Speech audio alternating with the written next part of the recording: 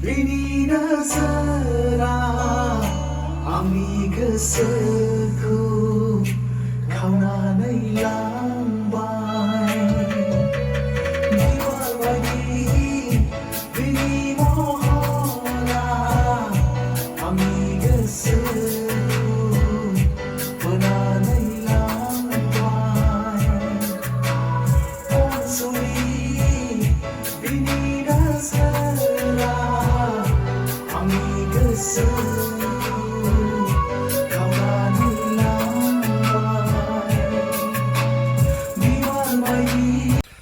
नै लोगोफोर आङो आरो मोनसे भिडिअ लाना फैलायबाय नोंथांमोननि सिगाङाव दा आङो दायो दंफैयो अबायपुर गामियाव बे जाहैबाय जोंहा जोंनिनो गगामुग मिंमां हालामनि सिङाव थानाय अबायपुर गामिनि उदै सतगियारि न'आव बिथाङा नुदोंना बिथांनि न'खौ आङो मानि थाखाय खोन्थादों आरो नुदों आङो बिथांनाव दंफैयो बिथाङा माने मोनसे समावहाय एबसुनि बेसेबां सनावमोनथाय आंबो एक्जेक्टलि बावबाय ओमफ्राय दायो आं बिथांनाव मोजां सोंनोसै आरो बिथाङा माने 1, 2, 3 बादायलायनायाव माने थामथि ना नैथियाव मोनदोंमोन दाहाय आं सोंनोसै आरो सोंनानै मोजां रायलायनोसै आङो बिथांनाव आङो दायो अलरेडि मोनफैबाय ओमफ्राय बिथाङा मोनसे ओरैबायदि मोजां मोनसे खामानि मावदों बे जाहैबाय माने बिथांनाव अमा फार्मबो दङ ओमफ्राय बेजों लोगोसेनो आरो बिथांनाव माने जोंनि गगामुग मिंमां हालामावहाय बा नोलोबारि हालामनि जेसेबां बे जोंनि नोलोबारि जायगानि बा गगामुग हालामाव बेसेबां माने साउन्ड सिस्टेम नांगौ बिथांनाव अलरेडि मोनजोबो ओमफ्राय बिथाङा आरो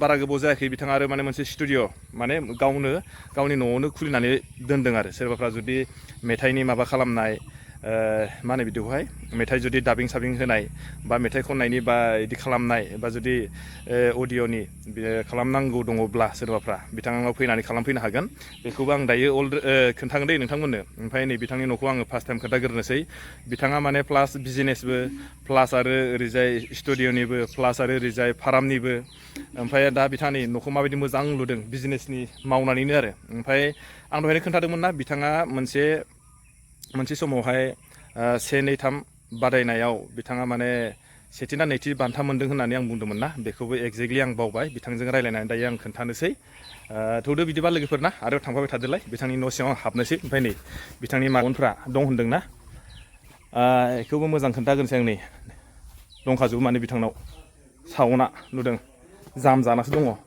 सिङाव हाबबाय आङो न'खौबो साफा लुबायलै बियो साला मानसिया नै ओरैजाय ओमफ्राय नै स्टुडिअ'खौ एसे खोन्थानोसै आङो स्टुडिअ'आ खोन्थादोंमोन आङो सोरबाफ्रा जुदि दहायनो खोन्थाखाबाय आङो मेथाइ जुदि खालामनांगौ दंब्ला बिथांनाव फैनानै खालामफैनो हागोन होननानै ओमफ्राय दे आदा नों खोन्थादोब्रा बेसेबां सनावमोन नोंना बे माबा बान्था मोननाया एकदम माने गोसोआव गैयाबा जाना थाबायना एसे सोंदावनांगौ ना नोंसोर हरखाबै फैनाय जाबाय आं दा सार्टिफिकेटआबो बहा दं औ दा नोंसोर सर्ट टाइम जाबाय नालाय औ आं खिन्थाजोबनाय नंला माने सेथि खेब जाजेनदोंमोन जेब्ला फार्स्टमोन आरो ना फार्स्ट जाजेननाय खासि कथ्रायाव जादोंमोन औ बेवहाय जोंहा अनुराधा पदवालबो फैलायदोंमोन आरो आच्छा ओमफ्राय मा बान्था मोन्दोंमोन आदाया बुंदो खोन्थादो आं टप 10 माबायाव मोन्दोंमोन आरो औ थाखो आच्छा टप 10 क्लास एमसि नामा औ बेखौ बेनिफ्राय दायो आदाया मा बेसेबांसो मेथाइ बानायखो एसे खोन्थादोब्रा आं गावनि स्टुडिअ'आवनो जेनेबा हम स्टुडिअ सेटआपआवनो आङो खमसे खम 15टा औ 15-16टासो जाबाय आरो औ ओमफ्राय सोरबाफ्रा जुदि मेथाइ नांगौबा मोनगोन ना मोना दा मोनो मेथाइ आं दा रेडि जाना दं दोंथामसो मेथाइ रेडि जाना दं दा ओमफ्राय माबायदियाव हरगोन रायलायनानै लांफैनो हागोन ना रायलायना लांफैनो हागोन बेखौथ' बेयाव बुंलायनांगौ जेबो गैला नङा होमबा एसेबां लाया आङो खम लायो मेथाइ खोनासंनो हागोन खोनासंनानै फसन जायोबासो लांनो हागोन आरो आच्छा माने गावनो टेस्टिं खालामनानै आरो ना नङा होमबा ओमफ्राय दा जोङो माबाफोर जुदि जोङो मा होनो मिउजिक सिउजिक जुदि सोरनोबा नांगौबा लांफैनो हागोन ना हायो सम होनांगोन एसे सम होनांगोन मिउजिक बानायनांगौ जायो औ बेनिफ्राय जेनेबा मेथाइ दोंसेफोर बानायबा माबायदिसो माबा लायो बेखौ खोन्थादो दा बेखौ माने गुबुना खोनाबा एसे बोरैबा मोनो नालाय स्टुडिअफोरथ' बिराद दं नालाय बेखौ रायलायनायनि माबायदि मिउजिक नांगौ हिसाबैसो लानाय जायो हिसाबैसो आरो नङा होमबा ओमफ्राय आरो आदानाव दामनायफोर लायोबा एसे बारा लानाय जायो आरो मेनुवेल सिफुं थाबाय सेरजा थाबाय बेबायदियाव बांसिन बेनिफ्राय आरो मोनसे खोथाबाव आदाराथ' आंनो ओरै फैबाय नुबाय जा गिदिर फुख्रिबो दङ आरो बेजों लोगोसे खाथियावनो ओरैबायदि अमा गिदिरबो माने फार्म बानायदों ना आदाया बेखौबो एसे आयदाखौ दाहाय एसे खोन्थाना होदोब्रा आं दा खिन्थागोन बारु बेसे समनिफ्राय बानायनाय आदा बेखौ अमा फार्मखौ? अमा फिसिनाया 5 बोसोरसो जाबाय। 5 बोसोर जाबाय। दाथ' अमाया आंना खम दं। औ। अमाया दा गासै 9थाल' दं आरो। 9था। ओमफ्राय अमा फिनानै मानसिफोरा माने गावनि लाइफखौ माने चेन्ज खालामनो हागोन हाया बायदि? एकदम हायो, गोरलैथार। गोरलैथार ना? गोरा नङा बियो। एक्चुअली एसे गाव सेफ जानांगौ। औ। बेनिफ्राय बिदिनो गेजेर गेजेर मेडिसिनफोर होनांगौ आरो। माथो सोरबा सोरबा माने ओरैबायदि खस्थ' होनना बुङो, नोंनि बायदिबा खस्थ' नङा नङा? आंनि बायदिबा खस्थ' नङा। आंनाथ' एक्चुअली आंना दखानबो थाहैबाय नालाय। औ। आंथ' अकल गुन्दैखौल'सो जगार होयो। आंना हिनजावानो सेस मावजोबो आरो। होयो आरो। दाथ' सानसेयाव खननैल'सो होयो। सानसेयाव खननै? खननै होयो आदारखौ। खननै होनानै जायो। बेनिफ्राय सान मानानै होयो आरो। औ। 10थासो बा 9था 10थानि गेजेराव होबाय। बेनिफ्राय उनाव मोनाबिलियाव ओरै सान हाबबा होबाय आरो। बे समाव होयो। बेनिफ्राय बे मा होनो दानि जेनेबा लाइमोनफोरखौहाय बे अमा फार्मनिजोंहाय माने लाइफ स्टाइलखौ चेन्ज खालामनो हागोन हाया एसे फोरमायगोन नामा? एकदम माने हाजानो हागोन। औ। हागोन नों जुदि बुरजा अमा फिसिनो हायोबा नोंनि लाइफआ माने बोसोरसेयावनो चेन्ज जागोन होननानै आं सानो आरो। बोसोरसेयावनो सानथारो आरो। सानथारो नङा सानथारो। औ। बेनिफ्राय जुदि सोरबाफ्रा नांगौबा मा होनो आं लानोसै आरो सोरबाफ्रा नै आङो दायो दंफैयो आदाया होनना बुंबाय माने हम स्टुडिअ'सो होनना बुंनो दै आदाया। हम स्टुडिअ' आरो आं दायो नै आदानि हम स्टुडिअ'आवनो दङ, आदाबो दङ। जोङो दं आरो साथाम साब्रैसो। आं माखासेफोरखौ खोन्थाला, आं दायो नैबे जेन मालिकखौल' खोन्थाबाय। बिथांखौ दाहाय एसे बिथांनिखौबो दाहाय एसे बे अमा फार्मखौबो एसे खोन्थानोसै। ओमफ्राय दाथ' माखासे रायलायबाय, बिथाङा माने सार्टिफिकेट जेला माने टप 10आव मोनदोंमोन, बिथाङा माने डेटखौ बावबाय होनना बुंदों। दायो माने डायरि सायरि नायबासो बिथाङा बुंनानै होनो हासिगोन होनना बुंदों। ओमफ्राय जुदि सोरबाफोरा अमा फार्म फिनायनि आइडिया बा नलेज लानांगौ दंब्ला बिथांनाव फैदो, फैनानै ओमफ्राय माखासे माबायदि होनाय जानाय बा माखासेथ' बे जेनेबा आबदाल लानाय बा माखासे भिटामिन सिटामिनबो होनायथ' खोथा थायो खोमा ना? थायो। निस्सय सोरबाफ्रा जुदि गोसो गुदुं दंब्ला बिथांनाव फैनानै माने बारा गोबावथ' लाया खोमा नलेज लानायफ्रा ना एसे ट्रेनिं लानांगोन नामा दा? गोबाव लाया, गाव गावनो एक्चुअलि मिथिलांखागोन आरो। ट्रेनिं लानांगोन नामा? ट्रेनिंथ' बिदिनो जोंथ' ट्रेनिं होआ। औ। होनो हाया जेनेबा खिथानो हायो आरो जेरै खालामनांगौ होननानै खिथानो हायो आरो। ट्रेनिं होनायथ' जोंनाव माने माबा खालामनो सम नांगोन नालाय। सम नांगोन आरो। एक्चुअली आंबो थांदोंमोन ट्रेनिं मोनसे गुवाहाटियाव सिगाङाव। बेवहाय माखासे अमानो मा जाहोनांगौ, मा समाव मा होनांगौ, बबे मैगंफ्राव भिटामिन थायो, भिटामिन थायो, बेखौ फोरोंनाय जायो आरो ना। एक्चुअली जोंना अमाया बेमारल'सो जानाङा नालाय, बेमारनि थाखाय एसे गावनो सेफ जानांगौ। अमाफोरखौ जानानै माने अमानि जानायखौ होआ आरो जोङो। आच्छा। बेनिफ्राय दै होनांगौ जायो अमानो जानो। दैया बिराद गोनांथार माने अमानो।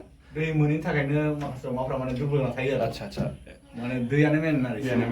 ओमफ्राय मा आदारफोरखौ माबायदि होयो? गोरानै होयो ना गिसि होयो? आं गिसि होयो। गिसि होयो। आंना अमाया देसि गोजासो नालाय। आच्छा। देसि अमासो। माने लकेलखौनो प्रडाक्ट बानायदों आरो। अमायाबो सोरबा सोरबा निजे फार्म ना मानि? आंना लकेल माने दा जोंनियावनो सोलिबाय थानाय अमाखौनो आं फिसियो आरो। आच्छा। ओरैजाय माने आदाया स्टुडिअ'आवबो जिरायदों, लोगोसे आंबो बेस्थ' सोंगासिनो, खामानिखौ मावनो हानाखिबो मिथिया। आं हथे लानो फैदों, लागासिनो आङो। ना हथेफ्रा खामानिया थालांथों। ओमफ्राय खोन्थाखाबाय, बे जाहैबाय सोरबाफ्रा जुदि मेथाइ खननायनि जुदि मिउजिक बा मेथाइ बानायनांगौ दंब्ला आरो लोगोसे अमानि आरो ट्रेनिं लानांगौ दंबा फैखादो, मिउजिकआबो बानायना लांदो, अमानिबो ट्रेनिंआ लानानै थांदो। एक गुलि दुइ सिखार। बे जाहैबाय जोंहा गगामुग हालामनि सिङाव थानाय अबायपुर गामिनि उदय सैगियारि होनबानो गासिबो माने डाइरेक्ट बैयावनो होननानै खोन्थाना हरगोन। आरो लोगोसे सोरनिबा हाबा, बावबा मिटिं, दावथिं आवथ' जोंनाथ' गोमग्रा नांगौना, साउन्ड सिस्टेम अलरेडि बेनाव दंखायो एभेलेबेल। फै लांफै बास। ठीक आसे लोगोफोर, दायो एसे रायलायबाय, ओमफ्राय दायो जोङो बिथांनि अमाखौ आं एसे खोन्थासै नोंथांमोननो। आं माने आं बे अमा फिसियो आं मिथिया माने ओरै बाहेरायाव थांनायावसो आं नुबाय जे फुख्रियाव दं गिदिरनो आरो अमाबो दं लोगोसे र' सोंना होननानै दे भिडिअखौ बानायनाय जाबाय आरो लोगोफोर। ओमफ्राय दायो दसे साहा बानायदोंनो, साहाखौ लोंसै, साहा लोंखांनानै ओमफ्राय अमानि माखासेखौ खोन्थानोसै। दहायनो खोन्थाखाबाय जोंना बिथाङा अमाया एसे खम जाबाय होननानै। बेसेबां खम बेखौ मिथिया, जायखिजाया दा थांबासो मिथिगोन नङा होमबा? मा लांखोब्रा नुदों बुस्थुफ्रा नै दंखाजोबखायो। मा बानायफैदोंलाय? नोंबो मा मेथाइ लांसै नामा? मेथाइ रुजोंसै? फंबायाबो मेथाइ खनदै बिबो। मेथाइ खननाय दादा खोनाफेराखै बिनि मेथाइ खननायखौ दा नायसै। दैलांनि माइ गायनाय दैलां नै बिलाइ खिथाम नालाय मेथाइआ बेनो आदाना। नै नुदोंना आदानि मेथाइआ बेनो दा? मा मेथाइ होनो बेखौ? बियो माने खोमसि आरो सोरांजों दावहा आदसा बिदि आरोना नै मेथाइआ माबायदि खोनादों लोगोफोर नोंथांमोना खोनासंनानै कमेन्टखौ हरदो सुरा माबायदि जादों गाराङा माबायदि गेस्टेम नंगौना गोदै नङा गावनो खननाय गावनो एडिटिं बानायो नै दाबो सिस्टेमाव जिरायना दङ मानसिया नुदोंना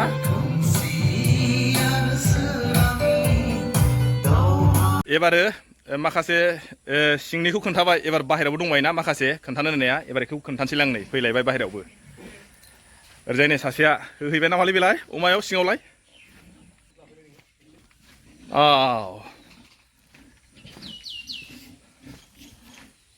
माथो माखौ सुवाखै नामा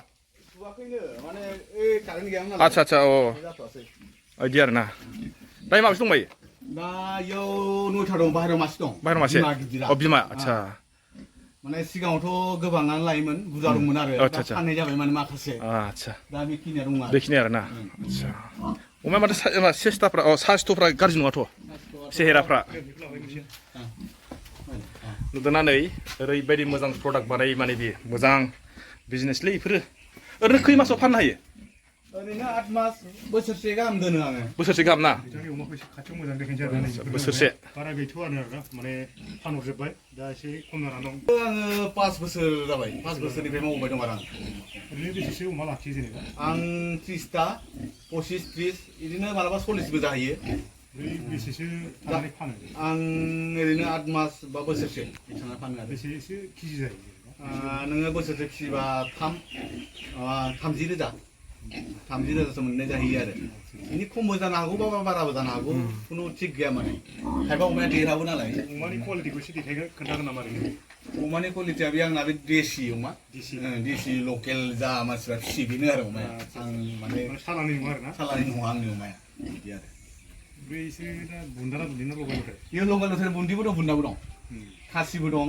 ओमफ्राय बुन्दाबो दं देग्लाय बिदि जानायलाय बारा माने अमा बुन्दाया माने एसे गाज्रि नालाय फुख्रियाबो गोग्गोमखानाय जाय ज' ओंखारना फाननाय जाबाय बेनिफ्राय दा बेखिनिया दं आरो ओरैनो बेसेसो लाखिनायनि रेकर्ड दं दा बोसोरसेयाव आङो बिदिनो अमा बुरजाबाथ' गोबाङानो मोनो 3 लाख बा 2 लाख 80,000 2.5 लाख बिदि मोनो आरो आं बोसोराव बोसोराव बहुद इनकाम जायो आरो ना दा जेनेबा फैबाय थानाय लाइमोनफ्रा मावनायाव आदाया मा साजेसन होगोन जेनेबा दा लाइमोनफोरा ओरैनो गिदिंलाबायसो थाहैनाय बायदि नुयो दा मावो हमनोबो हाया दानि जुगनि मानसिखौ खिन्थु आंनि आन्दाजाव आंनि साननाय बायदिब्ला माने अमाफोर फिसिनो हायो आरामनो अमा फिसिनायाथ' एसेबां माबा खस्थ' नङा बियो ओरैनो आदारखौल'सो जगार होनांगौ न'आव मानसि थाखायोआनो गावबो होनो हायो दसेल'सो सम जेनेबा नों 1 घन्टाबो नाङा आधा घन्टायाव नों जेनेबा खिखौ मटरथ' थाखायो बै न'खराव पाइप लगायनानै सुनानै आदारखौ होदो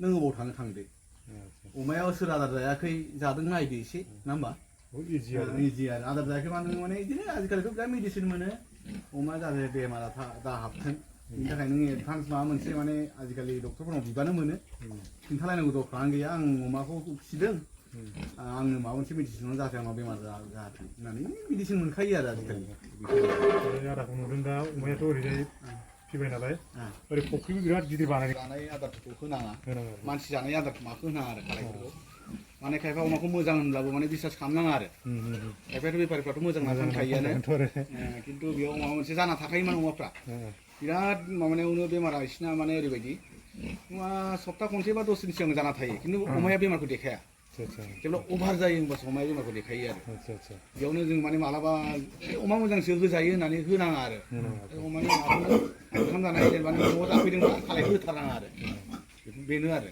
आदारखौ ओरैनो सानसेयाव खैजिसो जायो जेनेबा मासे अमाया बेयो आंना दा सान्दै बेखिनि अमाया 9थाया आंथ' माबा बिदिथ' आन्दाज लायाखै आङो दायो आंना मासाव 4,000नि जाबाय दं बिसोर अमाया 4,000 गुन्दै लाबोयोबा माने जोब जायो आरो मास मोनसेयाव आरो देरबावोबा आरो बांसिन थांगोन